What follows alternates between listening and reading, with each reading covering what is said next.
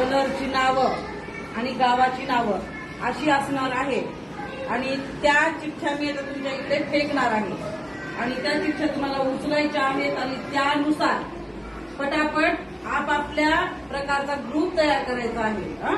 कोणाकडे फुलाचं नाव ग्रुपमध्ये करायचं आहे आणि तो ग्रुप तुम्हाला पहिला नंबर, दुसरा नंबर, तिसरा नंबर असा बनवायचा आहे. तर मी आता तुम्हाला चिठ्ठ्या टाकते आहेत.